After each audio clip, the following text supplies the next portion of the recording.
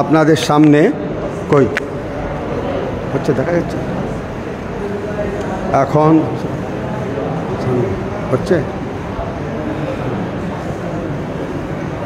এখন আপনাদের সামনে বক্তব্য রাখবেন কেরারা মার্কাজ শরিয়াত কলেজ আল কামেল শরিয়াত কলেজ থেকে আল কামেল ও তাখাসুস ও দরবার পাকের বহু কিতাব লেখক দক্ষিণ চব্বিশ পরগনা জেলার অন্তর্গত বাসন্ত নিবাসী মাওলানা জামির হোসেন সাহেব বক্তব্য রাখবেন। এখন আপনাদের সামনে দক্ষিণ চব্বিশ পরগনা জেলার অন্তর্গত বাসন্ত নিবাসী জনাব জামির হোসেন সাহেব কেরারা মার্কাজ শরিয়াত কলেজ হতে আল কামেল ও তাখাসুস ও দরবার পাকের বহু কিতাব লেখক বক্তব্য রাখবেন। এখন আপনাদের সামনে দক্ষিণ চব্বিশ পরগনা জেলার অন্তর্গত বাসন্তী নিবাসী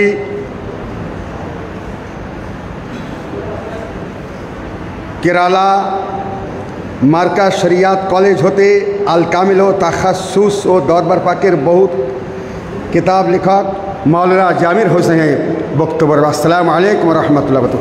তিনবার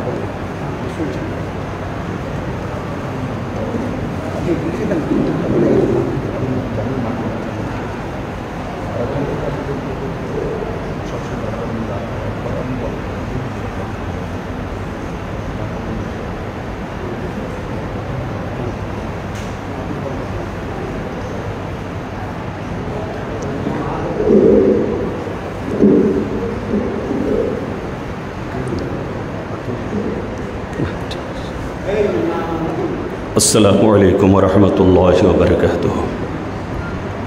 अल्हम्दुलिल्लाह रब्बिल आलमीन अस्सलातु वस्सलामु अला सय्यिदिल मुरसलीन व अला आलिहि अत्तय्यबीन वत्ताहिरीन व अहलि बैतिहि अजमईन। फ़क़द क़ाल अल्लाहु तबारक व तआला फ़िल क़ुरानिल मजीद वल फ़ुरक़ानिल हमीद। बिस्मिल्लाहिर रहमानिर रहीम। या अय्युहल्लज़ीना आमनु तक़ुल्लाह व कुनू मअस-सादिक़ीन। वक़ाल नबी सल्लल्लाहु अलैहि वसल्लम फ़िल हदीस अल क़ुदसी बिस्मिल्लाहिर रहमानिर रहीम मन आदा ली वलियन फ़क़द अज़नतहु बिल हर्ब। व अयज़न जा फ़िल बुख़ारी यतक़र्रबुल अब्दु इलय्या बिन नाफ़िल कुन्तु समउल लज़ी यस्मउ बिही व बसरुल लज़ी यबसरु बिही व यदुहुल लज़ी यब्तशु बिहा व रिजुलुहु लज़ी यमशी बिहा व इन सअलनी लअउतियन्नहु कमा जाअ फ़िल बुख़ारी। सदक़ल्लाहुल अलियुल अज़ीम व सदक़ रसूलुहुन नबियुल अमीनुल मकीनुल करीम। नहनु अला ज़ालिका लमिनश शाहिदीन वश शाकिरीन वल्हम्दुलिल्लाहि रब्बिल आलमीन। समस्त प्रशंसा हामद व सना अल्लाह रब्बुल आलमीনের समीपे ज्ञापन करत लक्ष कोटी दरूद व सलाम पेश करत दयार नबी पाक सल्लल्लाहु ताला अलैहि वसल्लम पाकेर दरबार पाके। अतपर आमी आमार सश्रद्ध सालाम सालामे मसनून सुजूदे ताहिया सजदाए ताज़ीम और चूड़ान्त आदाब आमी आमार मुर्शिदेर कदम पाके जानाई ज्ञापन करी जे आज এই পবিত্র মাহে মুবারক জিলহজ মাসের 5 তারিখ आज हुजूर गौसे सानी पाक हुजूर गौस पाक जिनि 17तम वंशधर तार पवित्र उर्से मुकद्दस मंगलकोट शरीफे उद्यापित होच्छे एवं এই सुंदर नूरानी ও बरकत ও इरफानी সময়ে আমি যে অল্প সময়ের জন্য হাজির হয়েছি আমার মালিক আমার মাওলা আমার মুর্শিদ আমার হাদি আমার रहबर शरीअत तरीक़त रहनुमाए मिल्लत आलिमुद्दीन कामिल यकीन कुतुबुल वक्त मुजद्दिद मिल्लत गौसुज़्ज़मान इमामुल वक्त गद्दी-नशीन और जानशीन गौस पाक बर्तमान जिनी आमादेर কাদরিয়া দরবার শরীফ, মঙ্গলকোট শরীফ, পূর্ণিয়া শরীফ, মেদিনীপুর শরীফ এবং কলকাতা 22 নম্বর মসজিদ বা খানকা শরীফ, 4 নম্বর দরবার শরীফ সহ ভারত ও বাংলাদেশ, ঢাকার বুকে যেখানে যত আমাদের এই তরিকায় কাদরিয়া রাজ্জাকিয়া সিলসিলা মুর্শিদিয়া, ইরশাদিয়া, মুস্তারশিদিয়া, রশিদিয়া পরিচালিত হচ্ছে, তিনি হলেন আমাদের আকা, আমাদের মাওলা, আমাদের গমখার, আমাদের হাদি, আমাদের রহনুমা রহবার সৈয়দি ও সনদি ও মুর্শিদি সৈয়দনা সৈয়দ শাহ ইয়াসুব আলী আল কাদরি আল বাগদাদি আল হাসানি হোসেনি পাকের পবিত্র নিগাহ কারাম ও তত্ত্বাবধানে, যিনি যাবতীয় সব কিছুর একক মাতোয়াল্লি বর্তমান জামানার। অতঃপর আমাদের আকা ও মাওলা হাদি ও রাহবার কুতুবুল ওয়াক্ত সৈয়দি ও সনদি ও মাওলায় হুজুর পূর্ণুর নূর ইবনে নূর হুজুর সৈয়দনা মাওলানা মাইয়ানা সৈয়দনা সৈয়দ শাহ রশিদ আলী আল কাদরি আল বাগদাদি আল হাসানি আল হোসেনি মদ্দাজিল্লাহুল আলী, অর্থাৎ আমার দুই মালিক পাক যারা আমাদের মাথার মুকুটে বিরাজ করছেন, যাদের কদম তলে আমরা আশ্রয় নিয়ে শান্তি জ্ঞাপন করি, শান্তি লাভ করি এবং আমাদের হৃদয়কে যাদের পবিত্র জিয়ারত দ্বারা শীতল করি, সেই দুই নুরানি পাকের দুই নূর এবং দুই আল্লাহ পাকের রহমত পাকের পবিত্র হুকুম মোতাবেক আমি আপনাদের সম্মুখে কিছু কথা বলার জন্য, আজ আমাদের এই দরবার পাক সম্বন্ধে কিছু শানকে তুলে ধরার জন্য যা কোরআন ও কিতাব হাদিস অনুযায়ী ব্যক্ত হয়েছে সংক্ষিপ্ত আকারে ইনশাআল্লাহুল আজিজ প্রয়াস করব হুজুর পাকের নিগাহ কারম ও বরকতে। একবার দরুদ শরীফের নজরানা পেশ করুন, পড়ুন আল্লাহুম্মা সাল্লি আলা সাইয়্যিদিনা মাওলানা মুহাম্মদ ওয়া আলা আলি সাইয়্যিদিনা শাফিঈনা মাওলানা মুহাম্মদ সাল্লাল্লাহু আলাইহি ওয়া সাল্লাম। দেখুন, আজ পবিত্র উরসে পাক 250 বছরের অধিক আমরা হুজুর মাওলা সুদূর বাগদাদ শরীফ থেকে হুজুর রসুল পাক সাল্লাল্লাহু আলাইহি ওয়াসাল্লাম এবং মাওলা আলী মুশকিল কুশা পাক তথা পাঞ্জাতন পাক এবং হুজুর গৌস পাকের জানশীন গদ্দিনশীন হয়ে নূরে নূরানিত হয়ে এই বাংলার বুকে আগমন করেন। তো এই যে উরস পাক আমরা পালন করছি, ইনি হলেন হুজুর পূর্ণুর সৈয়দি ও সনদি গৌসুল ওয়াক্ত ইমামুজ্জামান হুজুর সৈয়দনা সৈয়দ শাহ জাকির আলী আল কাদরি পাক আলাইহিস সালাতু ওয়াস সালাম। আজ হুজুর পাক ইনি হলেন হুজুর গৌস পাকের 17তম বংশধর এবং হুজুর রসুল পাকের 29তম বংশধর। তো আজ হুজুর রসুল পাক সাল্লাল্লাহু তাআলা আলাইহি ওয়া সাল্লাম পাকের এই পবিত্র নূরি ধারা যে এসেছিল সুদূর বাগদাদ এবং সিরিয়ার হামা শহর হতে, সে এক ইতিহাস যা বিভিন্ন কিতাবে পাওয়া যায়। তানাদের পবিত্র আগমন কিভাবে এলেন, কিভাবে আমাদের এই বাংলাকে নুরানিত করলেন, কাদরিয়া তথা আহলে বাইত পাকের মণিকাঞ্চন দ্বারা আমাদেরকে সুশোভিত করলেন, সেই নুরানি ও ইরফানি বয়ান ও লেখা বহু কিতাব এবং বহু দলিল ও দস্তাবেজে পাওয়া যায়। তো আমরা যেহেতু আহলে বাইত ও আউলিয়া কামিলিন বুজুর্গানে দ্বীনের সঙ্গে রিলেটেড, আমাদের কিছু খাস কার্যকলাপ আছে, আমাদের কিছু খাস আমাল আছে, যেগুলো নিজের মুর্শিদ ও দরবার এবং ওলি আল্লাহ সাথে সম্পৃক্ত সংযুক্ত,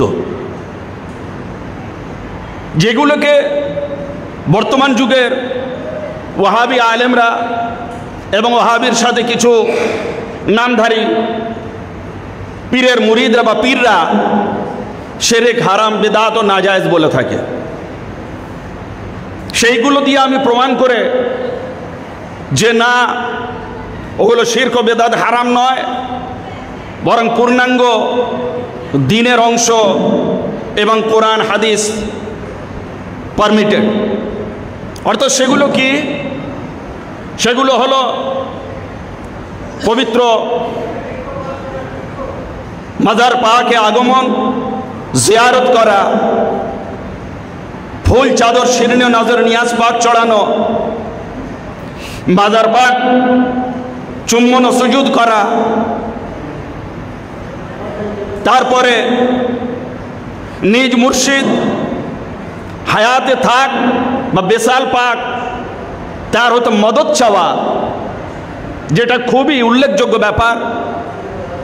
তার কাছে গিয়ে কিছু কামনা করা যে হুজুর এসছি ভিখারির বেশে, খালি হাত খালি ঝুলি আপনার কাছে পেতে রেখেছি, আপনি দয়া করে কিছু দান করুন, ভিক্ষা দেন।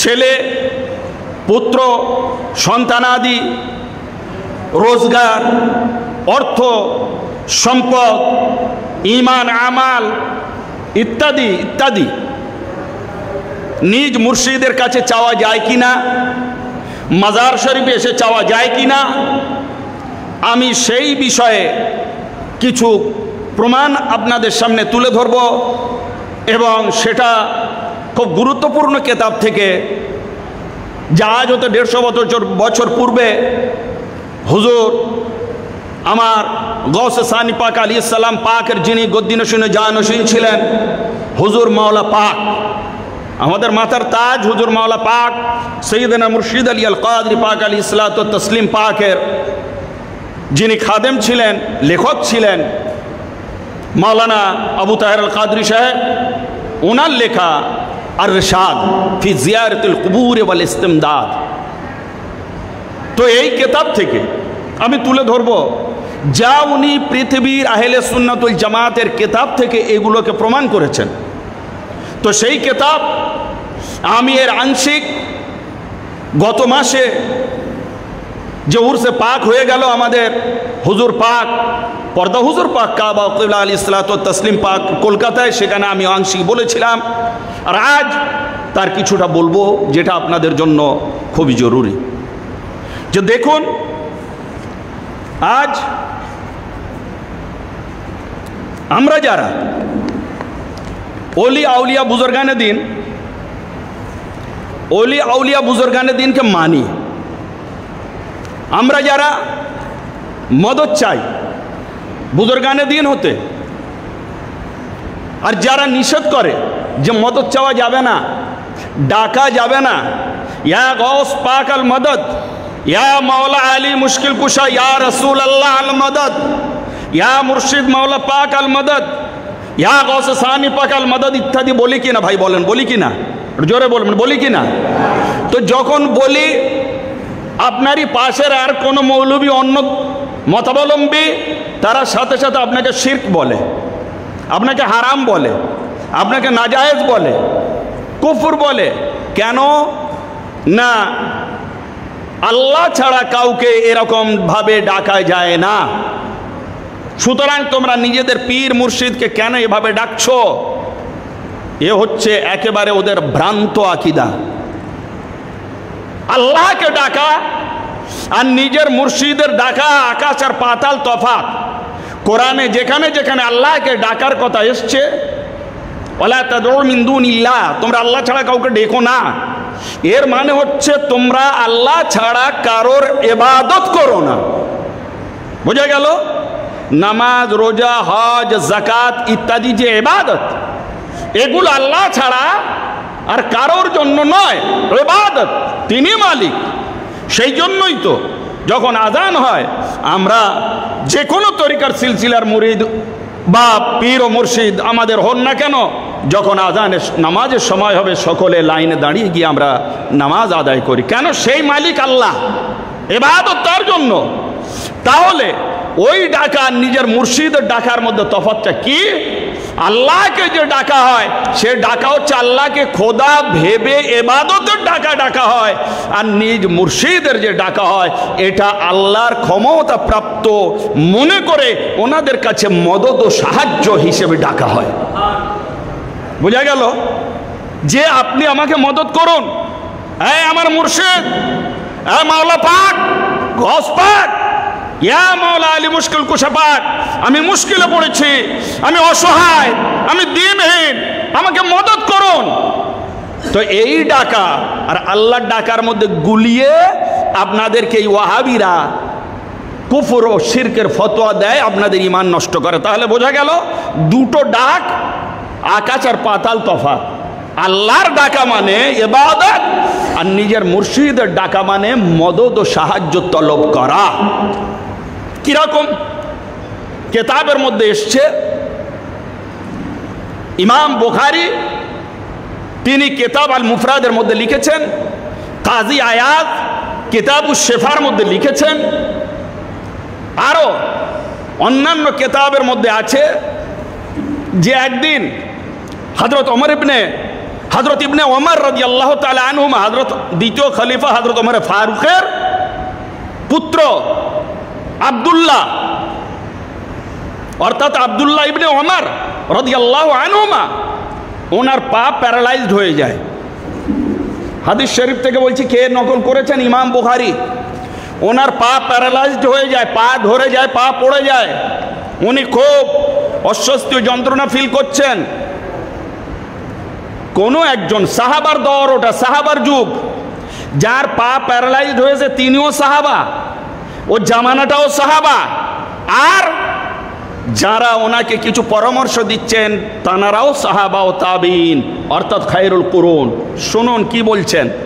বলছেন, এই ইবনে ওমর, আপনি এক কাজ করুন, আপনার যে পা প্যারালাইজড হয়েছে, আপনার যে পাটা অসুস্থ হয়েছে, আপনি এক কাজ করুন, আপনার কাছে যে সব থেকে প্রিয় তাকে আপনি ডাকুন, যে সব থেকে প্রিয় তাকে আপনি ডাকুন। এমন সময় তিনি কি করলেন জানেন? খেয়াল করে শুনুন আহলে বাইত ভাই, শুনুন খেয়াল করে। তখন তিনি কি করলেন? আব্দুল্লাহ ইবনে ওমর তিনি সাথে সাথে চিৎকার করলেন, ইয়া মুহাম্মাদা। কি বললেন? ইয়া মুহাম্মাদা, অর্থাৎ হে মুহাম্মদ, হে রাসূল। চিৎকার যেই দিলেন সাথে সাথে ওনার পা সুস্থ হয়ে যায়। চিন্তা করুন, কে লিখছেন ঘটনা? ইমাম বুখারী, ইমাম কাজী আয়াজ। ইমাম বুখারী শাফি মাযহাব, কাজী আয়াজ মালিকি মাযহাব, কিতাবুশ শিফার মধ্যে। তাহলে এবার আপনি চিন্তা করুন, রাসূলে পাকের নাম নেওয়ার সাথে সাথে দেনান্দিয়ার উইদিন সেকেন্ড তার পা সুস্থ হয়ে যায় এবং উনি সম্পূর্ণ আরোগ্য ফিল করেন। তাহলে এবার আপনি বলুন, যদি এটা শিরক হয়, আমরা যেমন বলি ইয়া রাসূলুল্লাহ, ইয়া আলী মুশকিল কুশা, ইয়া গৌসুল আজম দস্তগীর আল মদদ, ইয়া মাওলা পাক আল মদদ, ইয়া মুর্শিদ আল মদদ ইত্যাদি বলি কিনা? তাহলে আমাদের এই 1400 বছর পরে এই কলকাতা দরবার শরীফের যে আকীদা, সাহাবাদের দৌরে চলে যান 1400 বছর পিছনে, হযরতে সাহাবায়ে কেরামের দৌরের সেই আকীদা কিনা? কিনা? আর একটা দলিল নেন, হযরতে আবু বকর সিদ্দিক রাদিয়াল্লাহু তাআলা আনহুর জামানা, তখন আল্লাহর নবী বিসাল লাভ করেছেন। তখন ঝুটা নবীর দাবিকারী মুসাইলামা আল কাজ্জাবের সাথে ভয়ঙ্কর যুদ্ধ হচ্ছে, এবং ইসলামিক সেনা ছিলেন, সেনাপতি ছিলেন হযরতে খালিদ বিন ওয়ালিদ। যে নামগুলো নিচ্ছি এনারা স্বর্ণযুগের এক একজন মণিমাণিক্য রত্ন। হযরত খালিদ বিন ওয়ালিদ যখন মুসাইলামা কাজ্জাব, ঝুটা নবীর দাবিদার কাফের, তার সাথে মুসলমানের আপনার লড়াই হচ্ছে, সেই লড়াইতে প্রচণ্ড হারে মুসলমান পর্যদুস্ত হয়।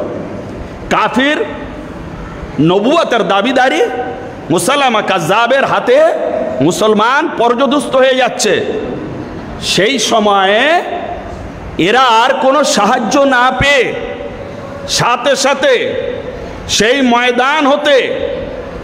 ময়দান হতে হাঁক দিলেন কি, ইয়া মুহাম্মদ।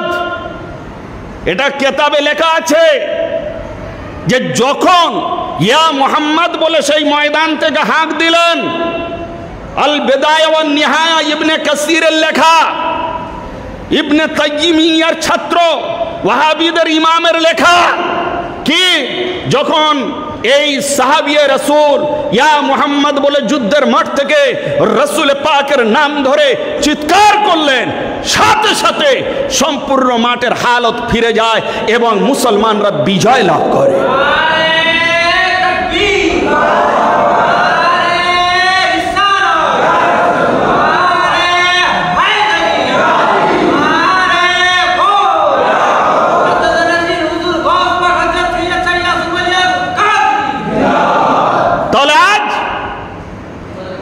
ঘটনাটা দেখুন, মুশকিলে পড়েছে, ইসলামিক যুদ্ধ হচ্ছে কাফেরদের সাথে, সেখান থেকে পুকার উঠছে ইয়া মুহাম্মদ বলে। তখন তো কেউ কাফের ফতোয়া দেয়নি যে ইয়া মুহাম্মদ কেন বলছো, আল্লাহকে ডাকো না, ইয়া আল্লাহ বলো, কেউ বলেনি। কিন্তু আজ এই শেষ জামানায় এই ওয়াহাবিরা কোত্থেকে এলো যে সেই আকীদাটাকে শিরক ও হারাম বলছে।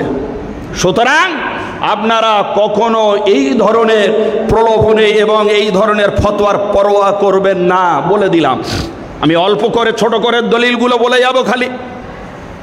এইবারে আল্লাহ নবী হুজুরে পাক সাল্লাল্লাহু তাআলা আলাইহি ওয়া আহলি ওয়াসাল্লাম সহিহ হাদিস, দয়ার নবী বলেছেন যে তোমরা যদি কোনো এমন জঙ্গলের মধ্যে দিয়ে যাচ্ছ, পাহাড় এলাকা, জঙ্গল, জনমানবহীন, তুমি রাস্তা হারিয়ে ফেললে, তোমার মদদ ও সাহায্যর দরকার, কেউ নেই, এমন সময় তুমি বলবে ইয়া ইবাদাল্লাহি আয়ুনুনি, ইয়া ইবাদাল্লাহি আয়ুনুনি, ইয়া ইবাদাল্লাহি আয়ুনুনি।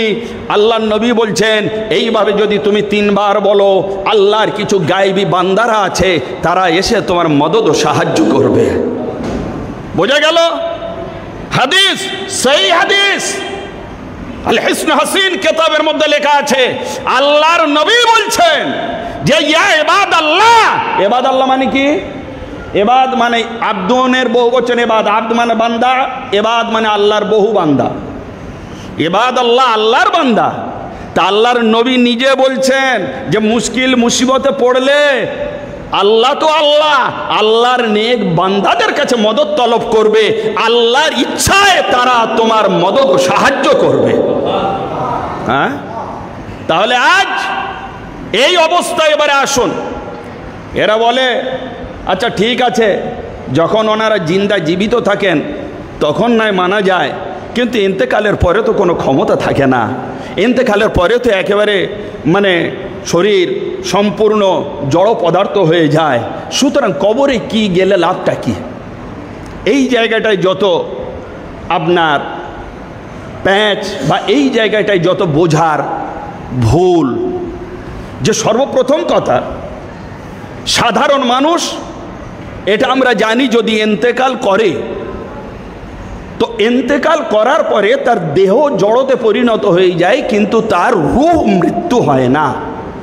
সেই জন্য আমরা কবরের ধার থেকে যখন যাই, আপনার কবরস্থান, সেখানে আল্লাহর নবী বলেছেন তোমরা কবরস্থান থেকে যখন যাবে সালাম করবে, আর সালাম করলে তারা তোমাদের সালামের উত্তর দেয়, তোমরা কিন্তু শুনতে পাও না। এটা হচ্ছে সাধারণ আম মুমিন মুসলমানের ব্যাপার, যাদের দেহ কবরে পৌঁছে যায় কিন্তু তাদের রূহ সতেজ থাকে, তাদের রূহ আপনার আমার সালামের জবাব দেয়। তাহলে বোঝা গেল? এইবারে আসুন, যারা ওলি আল্লাহ, যারা গৌস, যারা আল্লাহর মুর্শিদ, আল্লাহর ওলি, তাদের অবস্থা কি? কিতাবের মধ্যে লেখা আছে, আমি প্রমাণ সহ বলছি, যে এনারা যখন দুনিয়ায় থাকেন তখন যে এনাদের হাল হকিকত, শরিয়তের একটা বন্ধন, দুনিয়ার একটা বন্ধনে আবদ্ধ থাকেন, তখনকার যে ক্ষমতা, যে পাওয়ার, এনাদের বেসাল নেওয়ার পরে আরো সেই পাওয়ার বেড়ে যায়, আরো বর্ধিত হয়, আরো বেশি হয়। কেন? শুনুন, প্রথম আমি শুরু করছি তাফসিরে বাইজাবি, পৃথিবী বিখ্যাত তাফসির। মৌলানা আবু তাহের আল কাদরি সাহেব উনি লিখেছেন, হুজুর মাওলা পাকের একনিষ্ঠ খাদেম লেখক ছিলেন, যে ওয়ান্নাজিয়াতে গরকান ওয়ান্নাশিতাতে নশতান ওয়াসাবিহাতে সাবহান ফাসাবিকাতে সাবকান ফালমুদাব্বিরাতি আমরা। এই যে আয়াত কোরআন শরীফের, এই আয়াতের তাফসীরের মধ্যে হযরতে ইমাম বাইজাবি রাহমাতুল্লাহ আলাইহি কি বলছেন, খুব বড় আরবিতে লেখা, আমি শর্টে যেটা বলছি সেটা হচ্ছে এই যে ওয়াতাসবাহু ফিহা ফাতাসবাহু ইলা হাযাইরিল কুদস والتصير فتسير لشرفها قوتها من المدبرات أو حال سلوكها فإن تنزع عن الشهوات فتنشط إلى عالم القدس فتصبح في مراتب الارتقاء إلى آخر। কি বলছেন? বলছেন যখন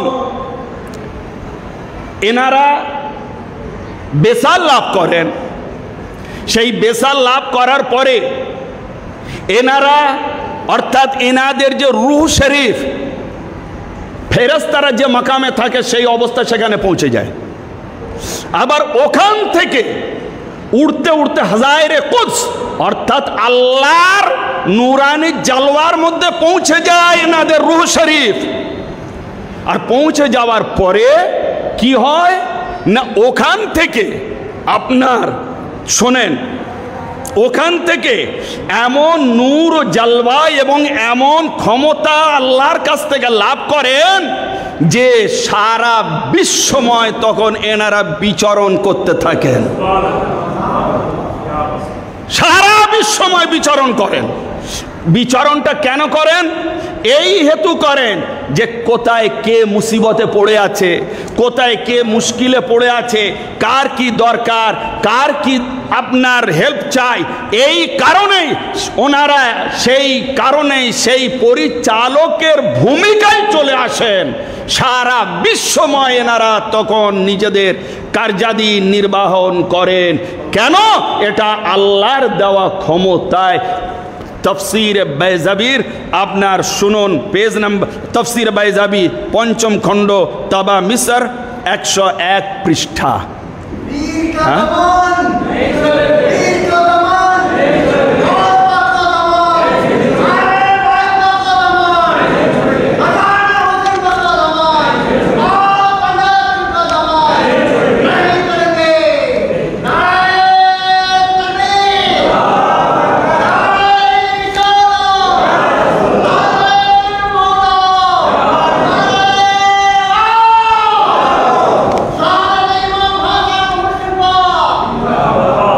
তো এইবারে আসুন আর একটা মারাত্মক দলিল, আহলে বায়াত পাকের চ্যাপ্টারের দলিল। আর আমাদের হুজুর আহলে বায়াত সিলসিলা আহলে বায়াত পাকের মধ্যমণি হুজুর গৌস পাকের জানাশীন। দেখুন এনাদের রওজা ও মাজার শরীফ এলে কি ফায়দা হয়। কিতাব আর রশাদ থেকে আমি বলছি, দেখুন আহমদ হসাদ আল ফতহুল মুবিন কিতাবের মধ্যে লিখেছেন, কি লিখেছেন? যাকার শেখ আল ইমাম আবু আব্দুল্লাহ ইবনে আন-নুমান ফি কিতাবিহি সাফিনাতুন নাজাত মা নাসাউ حقق ذو البصائر والاعتبار أن زيارة القبور الصالحين وتشفع بهم معمول به عند علمائنا المحققين من الأئمة الدين، وقد أشار إليه سيدنا الشافعي رضي الله تعالى عنه حيث قال قبر موسى الكاظم الترياق المجرب। কি বলছেন? এতে বলছেন যে শেখ ইমাম আবু আব্দুল্লাহ ইবনে নুমান তিনি তার সফিনায়ে নাজাত কিতাবের মধ্যে লিখেছেন, কি লিখেছেন? যে জিয়ারতে কবর এবং তাদের দ্বারা শাফাত তলব করা একেবারে আমাদের ওলামায়ে মুহাক্কিকিন যারা হাক্কানি ওলামা তাদের দ্বারা একেবারে সহিহ ও সাব্যস্ত। এটা কখনো কোনো আপনার অন্যায় বা মিথ্যা বা হারাম বা শিরক নয়, এটা জায়েজ বৈধ ওলামায়ে মুহাক্কিকিনরা বলেছেন। এইবারে আসুন তার দলিল হিসেবে কি করছেন? ইমাম শাফি রাদিয়াল্লাহু আনহু। ইমাম শাফি জানেন তো, উনি আপনাদের বাংলাদেশের একজন মাদ্রাসার ইমাম তো নাকি, মাদ্রাসার মুদাররিস তো ইমাম শাফি, একটা মসজিদের ইমাম তো নাকি? হ্যাঁ, জি হ্যাঁ, ইমাম শাফি মাসলাকের শরিয়তের দ্বিতীয় ইমাম। ইমাম শাফি পৃথিবীর বুকে শরিয়তের মাসলাকের দ্বিতীয় ইমাম। হযরত ইমামে আজম আবু হানিফার পরে মাননেওয়ালা ইমাম শাফির সারা বিশ্বে ওনার অনুসরণকারী। সেই রকম একজন ইমাম, তিনি কি বলছেন? তিনি বলছেন শোনো, হযরতে মুসা কাজিম আলাইহিস সালাম। হযরতে মুসা কাজিম আলাইহিস সালাম কে? হযরতে ইমাম হোসেন পাক আলাইহিস সালামের বংশে। কে? ইমাম হোসেন পাক, জৈনুল আবেদিন, ইমাম বাকির, ইমাম জাফর সাদিক, ইমাম মুসা কাজিম। বোঝা গেল? ইনি কে? আহলে বাইত, নূর খানদান, আওলাদ ফাতেমা, আওলাদ বাতুল। মনে রাখুন এই ওয়ার্ডগুলো, এবং আমি আমাদের হুজুর পাকের এই যে সিলসিলা এবং আমাদের যে এই মাদার পাক আজকে উরুস পাক হচ্ছে, আমি মেলানোর জন্য, দলিলের জন্য বলছি। তো উনি কি বলছেন? ইমাম শাফি বলছেন মুসা কাজিম আলাইহিস সালামের কবর জিয়ারত করা দোয়া কবুল হওয়ার হচ্ছে উত্তম স্থান। উত্তম, মুজাররাব বলা হয়েছে যে ওখানে যা দোয়া করা হবে দেনার কবুল হয়ে যাবে। তাহলে এবার আপনি বলুন উনি কে? উনি আওলাদের রাসূল। ঠিক আছে, আমাদের হুজুর পাক ইনি কে? আওলাদের রাসূল। উনি হোসেনি আওলাদ, মুসা কাজিম হোসেনি আওলাদ। আর আমাদের হুজুর গৌসে সানি 4 নম্বর দরবার শরীফ, এনার হচ্ছেন হাসানি আওলাদ। তাহলে যদি মুসা কাজিম আলাইহিস সালামের রওজা আকদাস শরীফে গেলে আমাদের দোয়া কবুল হয়, তাহলে অবশ্যই অবশ্যই বাগদাদ শরীফের জিগার পারা নূরে নজর ইমাম হাসান পাকের কলিজার টুকরা গৌসে সানি পাক, কুতুব রব্বানি পাক, কুতুব বারি পাক, মাওলা পাক, আলা হুজুর পাক, পীর মুর্শিদ পাক, পর্দা হুজুর পাক, বড় হুজুর পাক, কাবা ও কিবলা আলাইহিস সালাম পাকের রওজা শরীফ পাকের কাছে গিয়ে দোয়া চাইলে সাথে সাথে কবুল হয়ে যায়।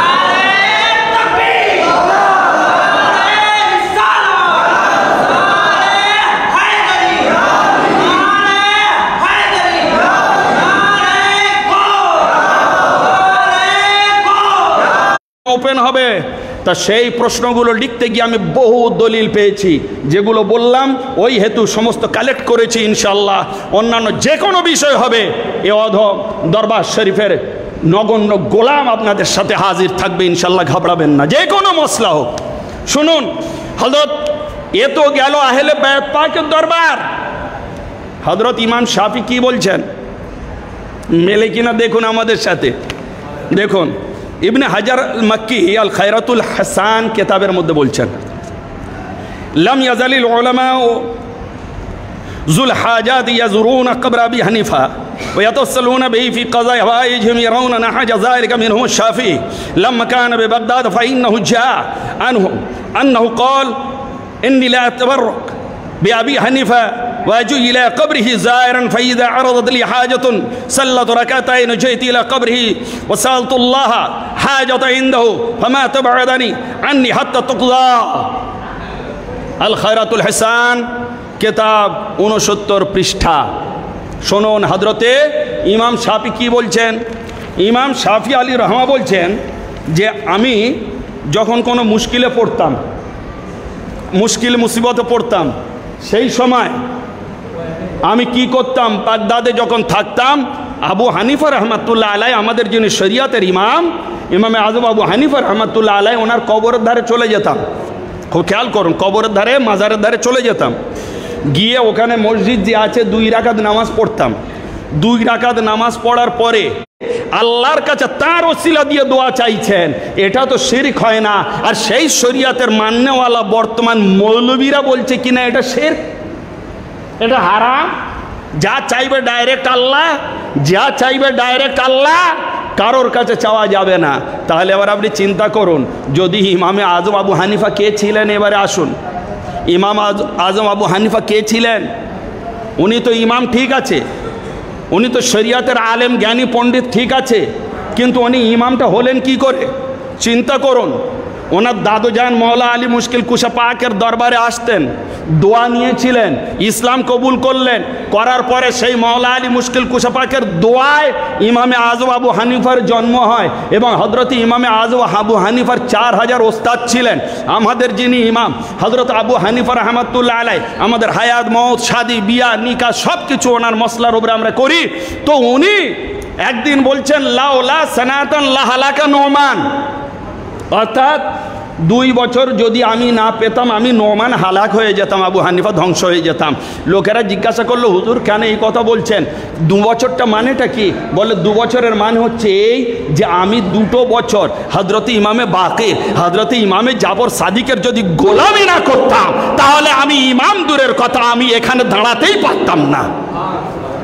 তাহলে ওনাদের গোলাম, আহলে বাইতের গোলাম, ইমাম জাফর সাদিক ও ইমাম বাকিরের গোলাম, ওনাদের দরবারে ঝাড়ু দেনে वाला ইমামে আজম আবু হানিফা রহমাতুল্লাহ আলাইহি, ওনার মাজারে গিয়ে যদি ইমাম শাফির দোয়া কবুল হতে পারে তাহলে ইমাম আজম যে দরবারের গোলামি করেছেন সেই দরবার ওয়ালারা যেখানে আছেন সেখানে গেলে হাজারে হাজার বার দোয়া কবুল হবে।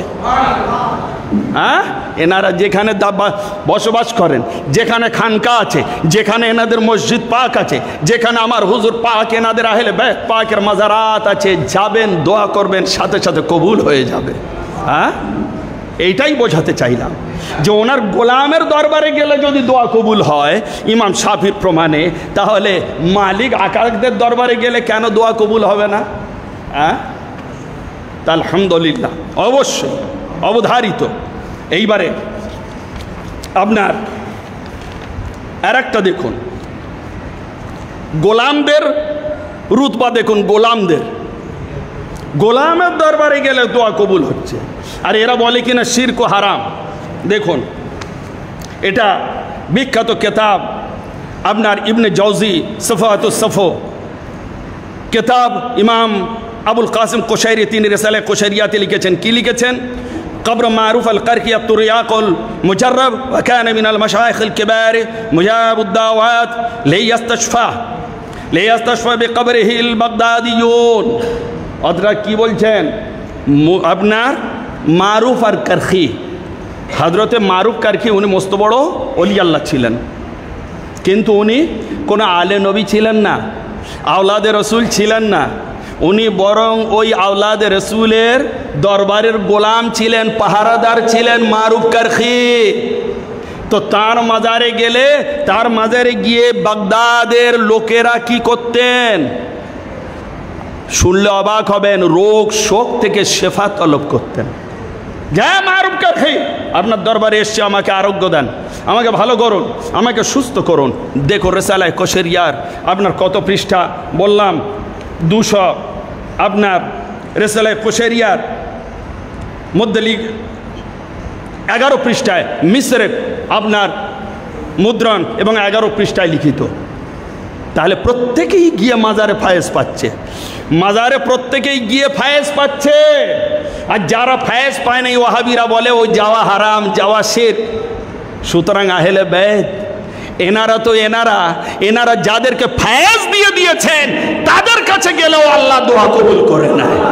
হ্যাঁ, চিন্তা করুন এনাদের মর্যাদা। যেমন সূর্য ওর নিজস্ব আলো, চাঁদের কি আলো আছে? নিজস্ব আলো আছে। ওই যে আলো দেখতে পাই ওটা সূর্যের আলো। তা সুতরাং চাঁদ হচ্ছে কারা? আলোবিহীন আমরা উম্মত, আমরা গোলাম। এইবারে সূর্য হচ্ছেন কে? হুজুরে গৌসে পাক, আমাদের মাওলা পাক, আহলে বায়ত পাক। এনারা যাকে যেমন দেবেন সে তেমনই নূরে নূরান্বিত হবে। হ্যাঁ, তাহলে এবার আপনি দেখুন। এইবারে আসুন, খুবই অল্প সময়, অল্প সময়ের মধ্যে আর একটা দলিল বলি। যারা আহলে হাদিস করে চিৎকার করে বাংলাদেশের বুকে, এই আহলে হাদিসদের ইমাম, ওনার নাম হচ্ছে আবু বকর ইবনে খুজাইমা। আবু বকর ইবনে খুজাইমা। আমরা মাজার পাকে এসে কত আদব করি, কাঁদা কাটা করি, চূড়ান্ত আদব করি। এইগুলোর প্রমাণ দেখুন, আমাদের আলেম দ্বারা নয়, আহলে হাদিসের ইমাম দ্বারা। কে লিখছেন এটা? ক্বাল আল হাফিজ ইবনে হাজার আল আসকালানি রাহমাতুল্লাহ, হাজার আসকালানি, ফাতে শারে বুখারী। আপনার যিনি শারে ফাতুল বারি শারে বুখারীর লেখক হযরত হাজার আসকালানি, তিনি তাহজিবের মধ্যে বলছেন যে আবু বকর মুহাম্মদ বিন মুওয়াইল বলছেন যে আমরা শুনেছি, এবং যে ওই ইবনে খোজাইমার সাথে ছিল, উনি হচ্ছেন ইমাম, ওনারা সবাই একত্রে এক জায়গায় যাওয়ার জন্য বের হয়েছেন। দেখুন, ওই ইবনে খোজাইমা ও আদিলি أبي على الثقافي مع جماعة من مشايخنا وهم إذا جاءك متوفرون إلى زيارة قبر علي بن موسى الرضا بطوس। কোথায় যাচ্ছে? আলী ইবনে মুসা রেজা তুস ইরানে আহলে বাইত পাক, উনি ইমাম, ওনার কবর শরীফ জিয়ারত করার জন্য যাচ্ছে। কে? আবু বকর ইবনে খোজাইমা। এইবারে যারা সঙ্গে ছিলেন তারা কি বলছেন? তারা বলছেন قال فرأيت من تعظيمه يعني ابن خزيمة لتلك البقعة وتواضعه لها وتضرعه عندها ما تحيرنا।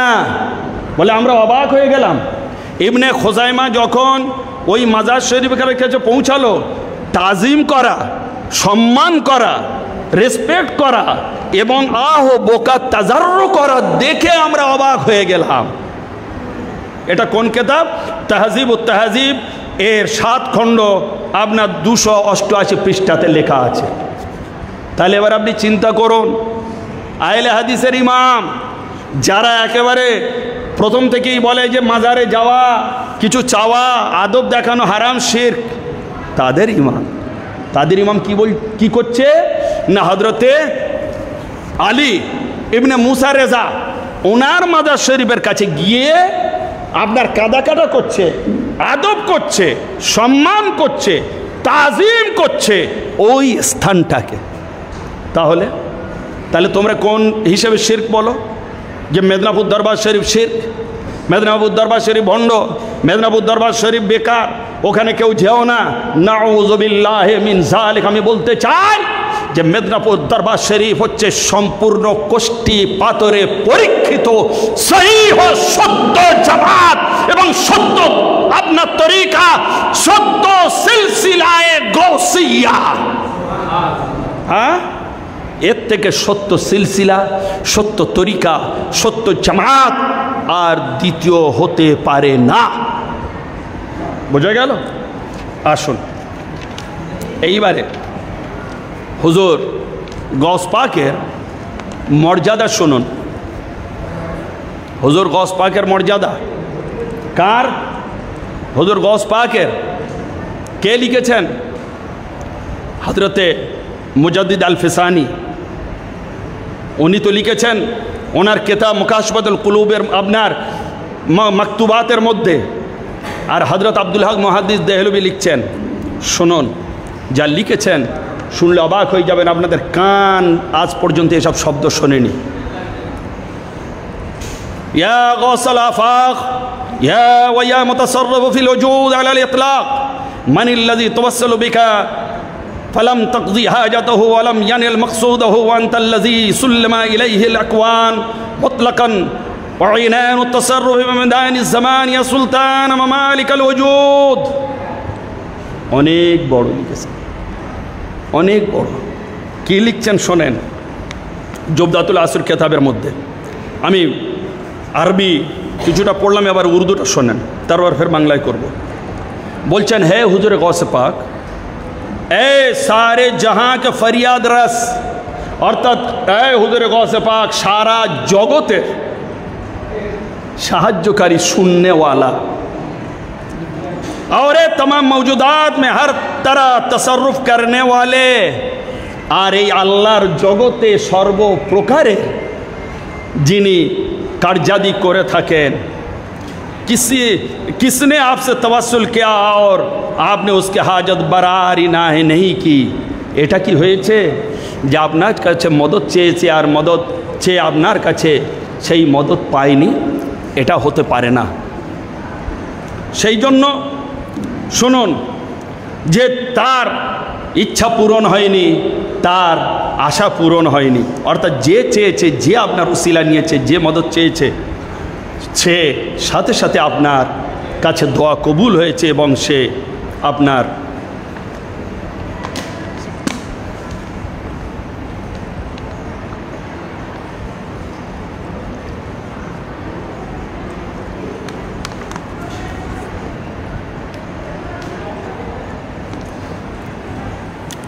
और जिसको सहारा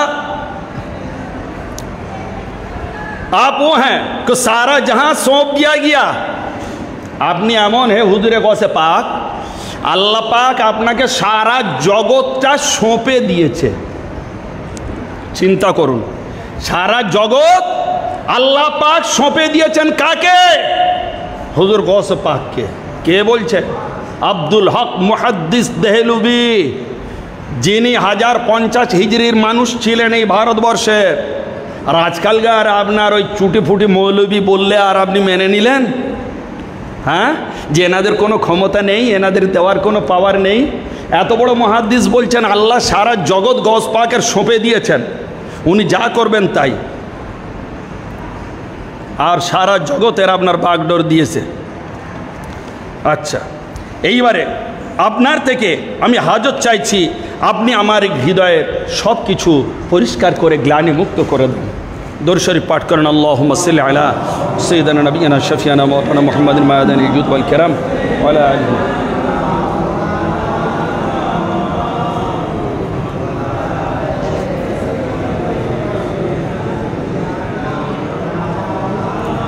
সাল্লাল্লাহু বিসমিল্লাহির রহমানির রহিম। দেখেন, আজ আমার হুজুর মাওলা, এইবারে আমি আমার হুজুর পাকরা যে এলেন সেই ঘটনা আমি বলবো একটু।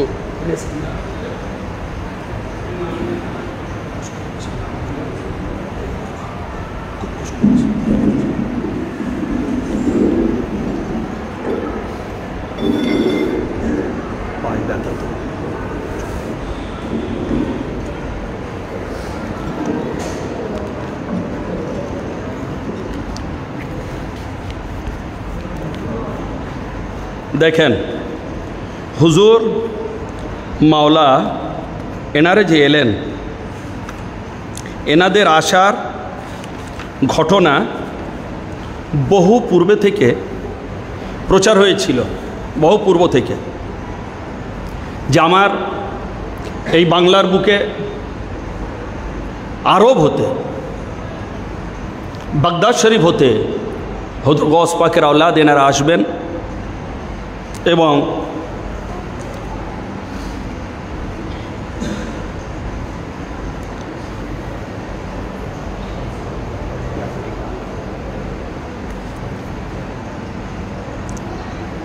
তখন সমস্ত ওলি আল্লাহ বুজুর্গানে দিন এনারা বলতেন যে ভারতবর্ষের বুকে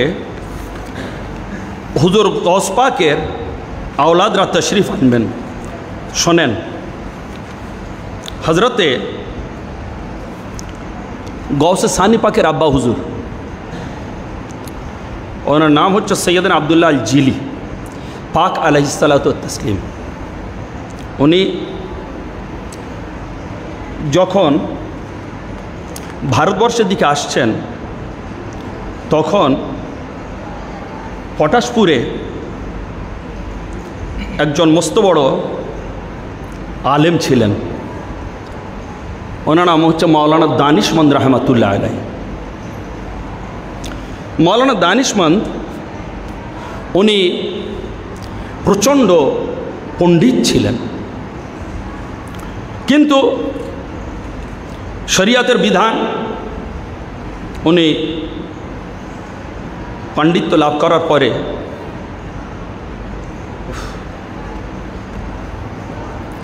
পাণ্ডিত্য যখন লাভ করলেন তখন উনি চাইলেন যে মুরিদ হবেন। আর মুরিদ কোথায় হবেন? ওনার মামাজানের কাছে। যিনি পীর আবুল বাকা সাহেব ছিলেন। উনি মস্ত বড় কামেল ওলি আল্লাহ ছিলেন। ওনার কাছে গিয়ে বললেন, হুজুর আমি মুরিদ হব, আমার মুরিদ করেন। তখন উনি বললেন, না আমি মুরিদ করতে পারবো না, আমি মুরিদ করতে পারবো না, তুমি মুরিদ হবে কাদরিয়া তরিকায়, হুজুর গৌস পাকের আওলাদ আসছেন, অপেক্ষা করো, ওখানে মুরিদ হবে। বলে, হুজুর অনেকে চিনব কেমন করে?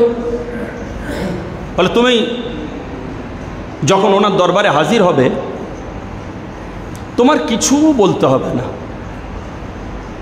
তুমি সামনে হাজির হলে উনি সম্পূর্ণ তোমার মনের ভাব, আশা, আকাঙ্ক্ষা সব বলে দেবেন। সুতরাং তুমি যখন দেখবে যে উনি সব বলে দিচ্ছেন, তখন ওনার কাছে বায়াত হয়ে যাবে। ঠিক আছে। কিছুদিন পরে খবর গেল উনি সেই আশায় আছেন, হুজুর আসবেন। কে কে আসবেন? গৌস পাকের আওলাদ আসবেন।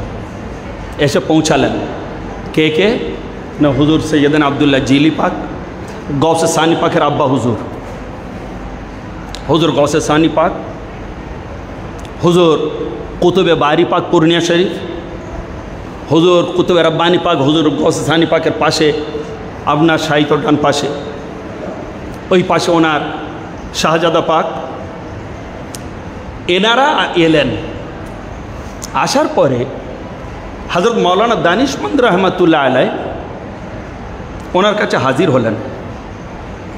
হাজির হয়ে যেই হাজির হলেন, সাথে সাথে হুজুর গৌসে সানি পাকের আব্বাজান সৈয়দানা আবদুল্লাহ জিলি উনি কী করলেন জানেন? সব মনের খবর মাওলানা সাহেবের বলে দিলেন। আপনি এই চান, এই করতে চান, এই হয়েছিল, এই আপনার দরকার, সব বলে দিলেন। যেই বলে দিলেন, সাথে সাথে সাথে সাথে উনি কদমে পড়ে বায়াত হয়ে গেলেন। সর্বপ্রথম যিনি বায়াত হচ্ছেন শিক্ষিত সমাজের মধ্যে, উনি হচ্ছেন মাওলানা। কেমন মাওলানা? যুগের তাবড় মাওলানা, পাঁশকুড়া পটাশপুর। আমার হুজুর এনারা এলেন তো বাগদাদ, হামা, সিরিয়া শহর থেকে বঙ্গোপসাগর হয়ে উড়িষ্যার চাঁদবালি ওখানে নামলেন, ওখান থেকে চলে এলেন মেদিনীপুর, পটাশপুর, পটাশপুর থেকে ঢুকলেন এই মঙ্গলকোট শরীফ, এখানে আস্তানা কাটলেন। এইবারে কি হলো, ওনার আরেকটা ঘটনা, আমার গৌসে সানি পাকের আব্বাজানের আরেকটা ঘটনা, সেই ঘটনাটা হচ্ছে এই যে একজন জমিদার, তিনি সন্তানহীন, কোনো রকমভাবে সন্তান হয়নি, বয়স হয়ে গিয়েছে, আপনার সন্তান ওই বয়স আর হয় না। তথাপি পুরুষের মন যে এত বড় ওলি আল্লাহ যখন আছেন, ওনার কাছে একটু চেয়ে দেখি, বলে দেখি, যা হয়। হুজুর আবদুল্লাহ জিলে পাকের দরবার পাকে হাজির হয়ে বলছেন, হুজুর আল্লাহ আমাকে সব দিয়েছে, এই বর্ধমান এলাকার মানুষ, আল্লাহ আমার সব দিয়েছেন, কিন্তু আমি সন্তানহীন। তখন হুজুর বললেন, যাও তোমার সন্তান হবে, একটা পুত্র সন্তান হবে, বলে দিলেন। বলে দেওয়ার পরে বাড়িতে চলে গেলেন জমিদার সাহেব। গিয়ে স্ত্রীকে বললেন, জানো বাগদাদ শরীফ থেকে একজন ওলি আল্লাহ এসছেন, ওনার কাছে আমি দোয়া চেয়ে নিয়ে এসছি, আমাদের সন্তান হবে, পুত্র সন্তান হবে। বলে তাই? বলে হ্যাঁ। তখন এইবারে স্ত্রী বলছে, তোমার কি মাথাটা খারাপ? তুমি তোমার বয়স আর আমার বয়স দেখছো না? এতে সন্তান হয়? এই পুরুষ ব্যক্তিটি, স্বামীটি দেখলো, হ্যাঁ তাই তো, স্ত্রী তো ঠিক বলছে। ছুটে গেলেন ফের হুজুরের দরবারে, আবদুল্লাহ জিলি পাক বড় হজরতের দরবারে, হুজুরের আব্বা হুজুরের দরবারে, দেখুন এনারা সন্তান দিতে পারেন কিনা দেখুন। ওয়াহাবিরা বলে এনাদের কাছে সন্তান চাওয়া যায় না, সন্তান দেওয়া এনাদের হাতের চুটকির খেলা। ভাই দেখুন, এসে বলছে হুজুর এটা কেমন করে হয়? আমার স্ত্রী বলল আমাদের কোনো বয়স নেই, ওভার এজ, আমাদের দ্বারা সন্তান আর হবে না, সুতরাং স্ত্রী মানছে না, আর আমিও দেখছি তাই। তখন বলছে খবরদার, খবরদার, এই ধরনের বদ চিন্তা করবে না, বদ চিন্তা করবে না, আমি যেটা বললাম সেইটা হবে। কেমন? গুফতায় ও গুফতায় আল্লাহ বুবদ আগরচে আজ হলকু মে আব্দুল্লাহ বুবদ। শোনো, আমি আল্লাহর বান্দা স্বরূপ হয়ে যেটা বলে দিয়েছি ওটা আমার কথা আর মনে করো না, ওটা আল্লাহর কথা বলে মনে করে নাও। সুতরাং তুমি সন্তান পাবে, সন্তান হবে। আরও শোনো, সেটা হচ্ছে এই যে তার নাম হবে গোলাম মহিউদ্দিন। তার নাম কি হবে? গোলাম মহিউদ্দিন। খবরদার, কোনো সন্দেহ করবে না আমাদের কথায়, ওলি আল্লাহর কথায়। তখন চিন্তা করে আর কোনো কুল কিনারা পাচ্ছেন না যে হুজুর বলে দিয়েছেন, ঠিক আছে যাও, আমরা সেই মতো চিন্তা করি। ঘরে চলে গেলেন।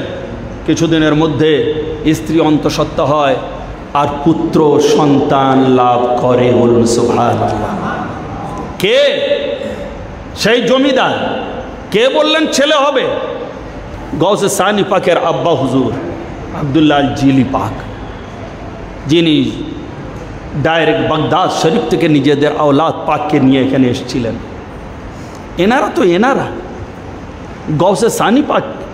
আজকের আমরা দেখছি মাজার শরীফে এসছি নূরে নুরানিত। আমার গৌসে সানি পাক জিন্দা ওলি।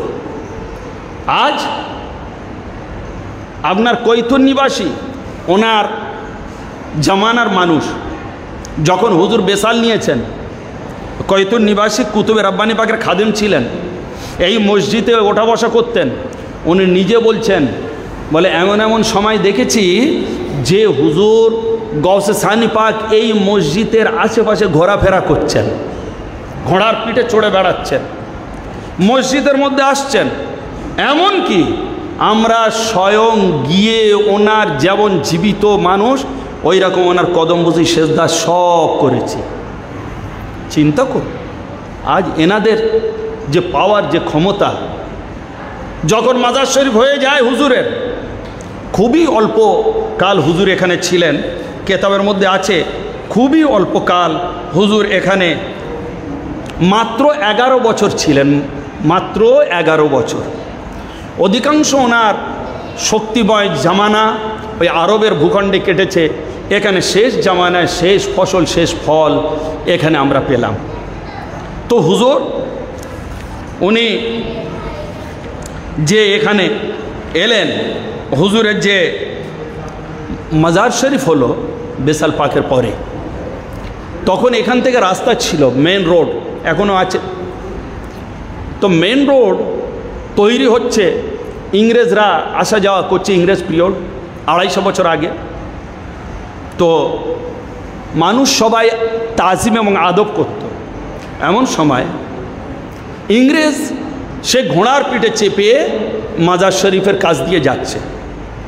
সকলে অবাক যে এ কি, কত বড় বেয়াদব, এখনই ওর পরীক্ষা হবে, এখনই ওর পরীক্ষা হবে। সকল শ্রমিকরা, লেবাররা যারা কাজ করছিল তারা বলে, স্যার আপনি নামুন ঘোড়ায় থেকে, খুব গরম দরবার, খুব গরম দরবার, এ দরবার ছেড়ে কথা বলে না। তখন ও আহম্মক কি করলো জানেন? ও ঘোড়ার পিঠ থেকে নামলো। ঘোড়ার পিঠ থেকে নেমে যে রওজা শরীফ পাকের ঢুকতে যে দরজা আছে, দরজা পাকের গেটে এইরকম হাত দিল। হাত দেওয়ার পরে বলছে, দেখবো কেমন গরম, পরীক্ষা করব গরমটা কেমন। যেই বলা সেই কাজ। হুজুর মাওলা এনারা ছাড় দেন না, মাওলা ছাড় দেন না।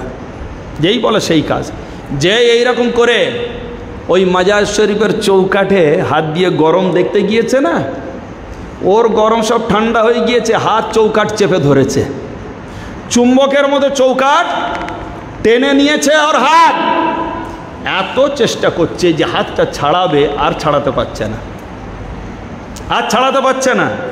এমন সময় সবাই দেখে অবাক, এবারে কী হবে? চারিদিক থেকে চিৎকার চেঁচামেচি হল্লা সময় পড়ে গেল।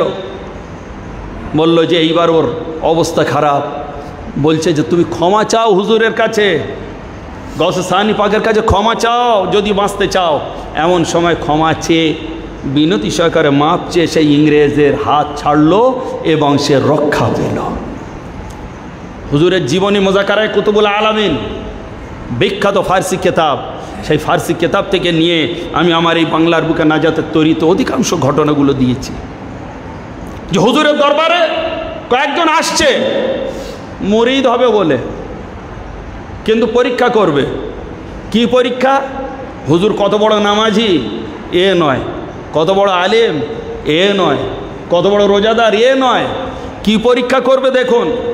চারজন তারা ঠিক করলো যে প্রথমজন কি না, এখন বেদানার মৌসুম নয়, আমি গেলে যদি আমার বেদানার শরবত হুজুর দেন তবে আমি মুরিদ হব। বোঝা গেল? বেদানা শরবত হুজুর যদি দেন তবে মুরিদ হবে। দ্বিতীয় ঠিক করলো যে হুজুরের সামনে চাটাই বিছানো থাকবে, তার উপরে গিয়ে বসবো। হুজুর যদি বলেন এই বাবু তুমি নিচে নেমে বসো, তাহলে আমি মুরিদ হব। দ্বিতীয়। এইবারে তৃতীয় ঠিক করলো যে আমি ফকিরের কাছে গিয়ে, অর্থাৎ হুজুরের কাছে গিয়ে আমি কি চাইবো? মুরগা পোলাও খাবো। চিন্তা করুন মানুষের মন, আগেকার মূর্খ মানুষ ছিল, গ্রাম্য আধার মানুষ। ঠিক আছে, তাই হোক। আর একজন কী করলো যে নারকেলের খোলে হুক্কা পান করতে দিতে হবে ওকে, তবে মুরিদ হবে। চিন্তা করুন তামাশাগুলো, কি কি মনের ইচ্ছা দেখো। ওর নারকেলের খোলে পানি পান করতে দিলে তবে মুরিদ হবে। তো চারটে হলো, বেদানা, মুরগা পোলাও, তারপরে আপনার শতরঞ্জি বসা, তারপরে আপনার হুক্কা পানি পান করা। ঠিক আছে। ওরা যখন আসছে, আসার আগে হুজুর কি করলেন? হুজুর সম্পূর্ণ ব্যবস্থা করে রাখলেন, সম্পূর্ণ ব্যবস্থা করে রাখলেন। যাই ওই চারজন আসছে, সম্পূর্ণ ব্যবস্থা করো। যেই ওরা এলো, ওদের যেমন ইচ্ছা তেমন কি হলো, এক এক করে সকলকে সেইভাবে হুজুর যে পোলাও খেতে চাইলো পোলাও দিলেন, হুঁকো খেতে চাইলো হুঁকো দিলেন, তারপরে যে ডালিম খেতে চাইলেন ডালিম দিলেন, আর যে এসে চাটাইয়ের মাঝখানে বইল তাকে বললেন এই নিচে বসো। যেই এই দেখলেন, সাথে সাথে হুজুর এই ক্ষমতা দেখে হুজুরের ওরা মুরিদ ও বায়াত হয়ে গেল। চিন্তা করে এই যে মনের ভাব, এটা কে বোঝে? কে বোঝে? ইয়ালামু মা ফিস সুদূর, আল্লাহ বোঝে, আল্লাহ বোঝেন। এই জায়গাটায় ওয়াহাবিদরা আর যারা আমরা এই তরিকাভুক্ত আমাদের মেদিনীপুর দরবার শরীফ, এই জায়গায় কন্ট্রাডিকশন। ওরা এই জিনিসটা বুঝতে চায় না। ওরা খালি বলে এটা আল্লাহ বোঝে, আর আমরা এটা বলি আল্লাহ যদি নিজের বান্দাদের এই বোঝার ক্ষমতাটা দেয় তখন এনারাও বুঝতে পারে। কেন? বুখারী শরীফ আছে, আল্লাহ বলে আমার কাছে যখন এনারা আপন হয়ে যায়, আমার নিকটে চলে আসে, তখন আমি কি করি? চোখ নাক কান মুখ হাত পা হয়ে যাই। তো তখন ওনারা থাকেন না, ওনারা যা বলেন আমার বলা হয়, আমার দেখা হয়, আমার শোনা হয়, আমার ধরা হয়। তাহলে সেই জন্য তো এনাদেরকে আল্লাহ আল্লাহ বলা হয়। তো দরুদ শরীফ পাঠ করেন, আল্লাহুম্মা সাল্লি আলা শাফিয়ানা মাওলানা সাল্লাল্লাহু আলা নবিয়্যিল উম্মি সাল্লাল্লাহু তাআলা আলাইহি ওয়া সাল্লাম।